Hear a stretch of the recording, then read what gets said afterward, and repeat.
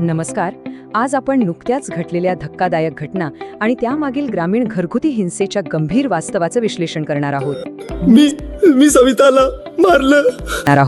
मी सविताला मारलंय.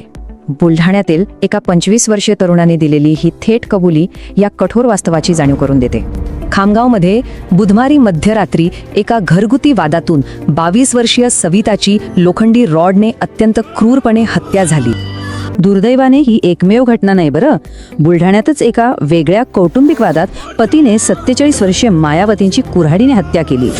आता हे बघा, वर्धा जिल्ह्यातील एका अभ्यासानुसार ग्रामीण भागात वैवाहिक हिंसेचं प्रमाण धक्कादायकपणे 68.12% आहे.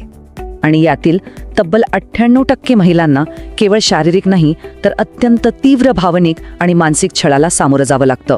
संशोधनानुसार अशा हिंसक आणि अगदी प्राणघातक कौटुंबिक वादांमागे दारूचं व्यसन हेच सर्वात प्रमुख कारण असल्याचं समोर आलंय.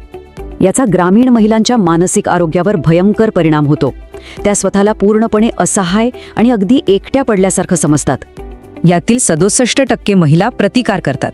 यातून त्यांच्या दीर्घकालीन मानसिक त्रास आणि सुडाची तीव्र भावना निर्माण होते. आता कायद्याबद्दल बोलायचं तर भारतीय दंड संहितेचं कलम 302 हत्येची स्पष्ट व्याख्या करतं आणि कठोर शिक्षेची तरतूद करतं. शिक्षा होण्यासाठी हत्येचा स्पष्ट हेतू, परिणामांची जाणीव आणि प्रत्यक्ष जीवघेणं कृत्य न्यायालयात सिद्ध होणं अत्यंत आवश्यक असतं. FIR नोंदवणं, घटनास्थळाचा तपास, शवविच्छेदन आणि त्यानंतर थेट आरोपपत्र दाखल करणं अशी ही कठोर कायदेशीर प्रक्रिया असते. या गुन्ह्यांसाठी जन्मठेप किंवा अगदी दुर्मिळ प्रकरणात फाशीची शिक्षा अशी अत्यंत कठोर तरतूद आपल्या कायद्यात आहे. तर शेवटी प्रश्न हाच उरतो, ग्रामीण महिलांचं मानसिक आरोग्य जपण्यासाठी आणि हा हिंसेचा चक्रव्यूह भेदण्यासाठी आपण कसा हस्तक्षेप करू शकतो?